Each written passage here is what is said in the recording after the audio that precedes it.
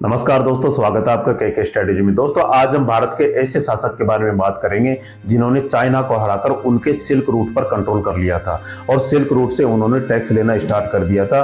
रेशम मार्ग से जो भी व्यापारी गुजरता था उनसे वो टैक्स लेते थे, जिसकी वजह से उस समय भारत की अर्थव्यवस्था का प्रमुख आधार वह टैक्स बन गया था।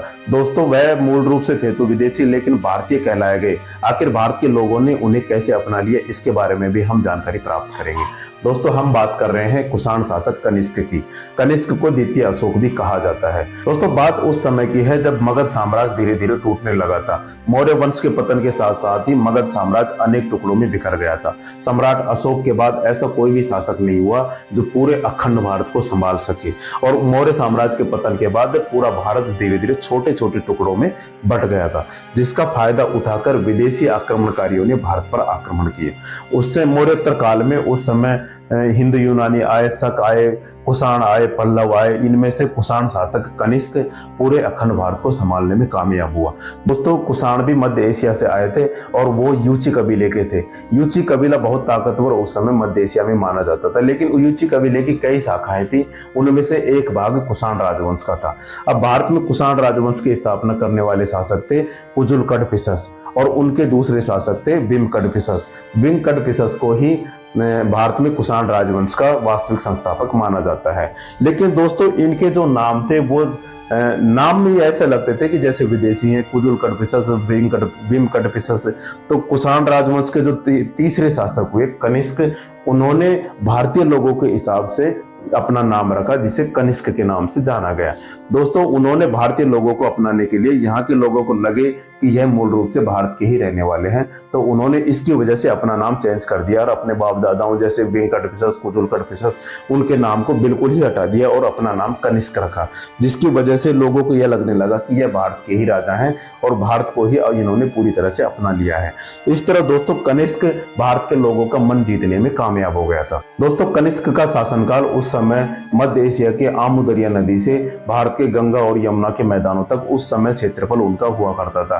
दोस्तों, कनिष्क ने अपना राज्याभिषेक 78 में करवाया था और उन्होंने अपनी राजनीतिक राजधानी तो पेशावर को बनाया, जिसे पहले पुरुषपुर के नाम से जाना जाता था, और बाद में उन्होंने सांस्कृतिक राजधानी तक्षशिला को बनवाया था, लेकिन बाद में उन्होंने मथुरा को अपनी सांस्कृतिक राजधानी बनवाया था। दोस्तों, गंगा यमुना के मैदानों तक तो उनका क्षेत्रफल हुआ ही करता था, उनका साम्राज्य हुआ ही करता था। इससे आगे बढ़कर उन्होंने पाटलिपुत्र पर भी अधिकार कर लिया, पाटलिपुत्र पर आक्रमण कर लिया। पाटलिपुत्र जो आज का पटना शहर है, उसे ही पहले पाटलिपुत्र कहा जाता था। दोस्तों, उन्होंने पाटलिपुत्र पर आक्रमण करने के कारण वहां पर जो महात्मा बुद्ध का प्रमुख भिक्षा पात्र था, जो वो भिक्षा लेते थे, उनको वो उठाकर ले आया था, और वहां पर जो प्रमुख विद्वान थे उस समय अश्वघोष, उसको उठाकर वह अपनी राजधानी ले आए थे।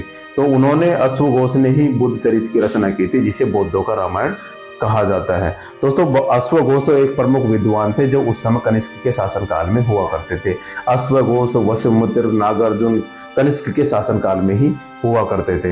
दोस्तों, कनिष्क ने सिल्क रूट पर कंट्रोल करने के लिए चाइना पर आक्रमण कर दिया, सिल्क रूट पर आक्रमण कर दिया और सिल्क रूट को अपने अधिकार क्षेत्र में ले लिया। सिल्क रूट उस समय व्यापार का प्रमुख केंद्र हुआ करता था। दोस्तों, ये सिल्क रूट है और इसकी शाखाएं दूर दूर तक चाइना से निकल कर जाती थी, और यह व्यापार का एक प्रमुख केंद्र हुआ करता था। उस समय सिल्क रूट सांस्कृतिक और राजनीतिक और व्यापारिक दृष्टि से काफी महत्वपूर्ण स्थान रखता था। तो कनिष्क ने अपने सिल्क रूट पर आक्रमण कर लिया और उस पर उन्होंने अधिकार कर लिया। कनिष्क के शासनकाल में ही चौथी बौद्ध संगति का आयोजन हुआ, तो प्रथम सदी ईसा पूर्व मानी गई, जो कुंडलवन कश्मीर में हुई थी। उसकी अध्यक्षता वसुमित्र ने की थी और उसका उपाध्यक्ष अश्वघोष को बनाया गया था। इस तरह चौथी बौद्ध संगति का आयोजन कनिष्क के शासनकाल में हुआ था, तो कुंडलवन कश्मीर में हुआ था। इस तरह उन्होंने बौद्ध धर्म को भी आगे बढ़ाने का प्रचार किया। तो कनिष्क बौद्ध धर्म को मानने वाले थे और उन्होंने बौद्ध धर्म की जो महायान शाखा था उनको अपनाया था, जिसकी वजह से ही उन्होंने चौथी बौद्ध संगति का आयोजन करवाया था। और उन्होंने बौद्ध धर्म के प्रसार के लिए भी कई महत्वपूर्ण भूमिका निभाई, जिसकी वजह से चाइना में भी बौद्ध धर्म का प्रसार हुआ। चाइना और उसके आसपास के क्षेत्रों में बौद्ध धर्म का काफी प्रसार हुआ, जिसकी देन कनिष्क को माना जाता है। इस तरह दोस्तों, उन्होंने भारतीय संस्कृति से जुड़ने का प्रयास किया और जुड़ने के साथ साथ ही उन्हें पूर्ण रूप से भारतीय कहलाया गया। उन्होंने, भारत के लोगों ने उन्हें अपना लिया था, या कह सकते हैं कि उन्हें अपना राजा स्वीकार कर लिया था। दोस्तों कनिष्क के समय एक तांबे का सिक्का चलता था जिन्हें कांकणी कहा जाता था, और कनिष्क के शासनकाल में ही शुद्ध सर्वाधिक सोने के सिक्के जारी किए गए थे। दोस्तों ये सिक्कों का इतिहास हमने एक अलग से वीडियो बनाया हुआ है, जिसका लिंक हम डिस्क्रिप्शन में डाल देंगे। आप वहां पर सिक्कों के बारे में जानकारी प्राप्त कर सकते हैं कि किन किन के शासनकाल में कौन कौन से सिक्के जारी किए गए थे। दोस्तों 105 ईसा के लगभग कनिष्क की मौत हो गई। कनिष्क की मौत के साथ साथ ही ऐसा आगे कोई ऐसा शासक नहीं हुआ जो काफी योग्य हो, कनिष्क के जैसा हो। आखिर धीरे धीरे यह साम्राज्य टूटने लगा और यह धीरे धीरे पूरा बिखर गया। इस तरह दोस्तों कनिष्क का शासनकाल जो भारत का बहुत महत्वपूर्ण शासनकाल माना जाता है। दोस्तों जानकारी आपको अच्छी लगी हो तो लाइक करें, शेयर करें और सब्सक्राइब करना बिल्कुल ना भूलें। मिलते हैं आपको ऐसे ही नॉलेजेबल वीडियो के साथ। तब तक के लिए जय हिंद, जय भारत।